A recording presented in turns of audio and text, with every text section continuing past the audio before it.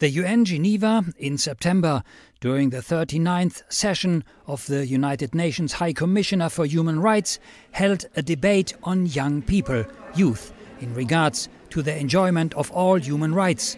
The Holy See expressed their concern that this generation is living in an environment of instability. This generation is vulnerable to becoming isolated and to lose their sense of belonging to a family, to a homeland, to a culture, to a faith.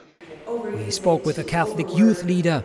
She emphasized the different age groups and that she believes the most vulnerable is the so-called Generation Z, those born in the mid-1990s to mid-2000s. So in this age group we have what we call toddlers on technology. So from an early age they're using it to mold their lives and to sculpt it in ways that none of the other generations have experienced. So they're kind of finding their way in life by using these technologies. And so for them what this looks like is they're on their smartphones about 15 hours a day. Each week it's about 36 hours in front of screens. They get 3,000 texts a month. They're the always-on generation. And they've actually been able to create an entirely new model, which instead of needing to adapt to something that we have preset, they're building and they're adapting and changing. The world economy is not able to create enough quality jobs for young people. Let's talk about the job, what it does, the company that gives them the job, the impact of the jobs. Is that also taken into consideration, that their work has an impact some sort of in society? Absolutely, yes. So this age group also, they think that about, I think it's over 80% want to have an impact in our world, which is up from 39% or so of millennials. So even one generation difference, there's this huge jump in wanting to have an impact in the world.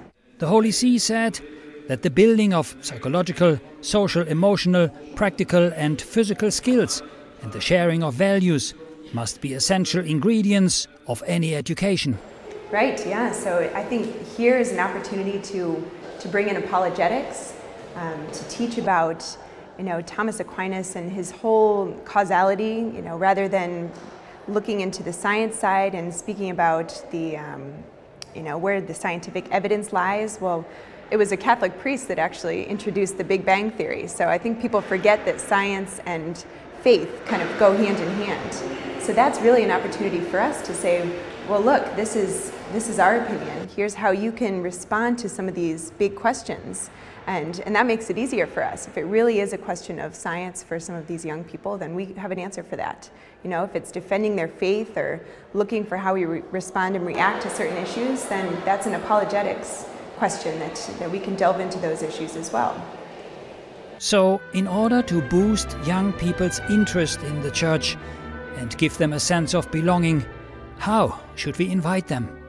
Since technology has become such a big part of their life, that maybe the invitation is, can you make a video? Can you explore the wonder and awe, and let's go outside and let's make a video about that? Are you a blogger? Can we write something in the church bulletin? So I think the end is that question of the invitation and bringing them in and showing them that this is where you'll find your true belonging, as a child of God, and being able to spread your wings within your faith and to share whichever gifts God has given you. For an inclusive future, we need to consider them as valuable resources rather than a liability. According to the Holy See, it is imperative that future generations inherit a natural environment unspoilt by human greed and devastation, and it's essential that they are not to be robbed of hope and of the chance to employ their idealism and talents in shaping the future of their country and indeed our entire human family.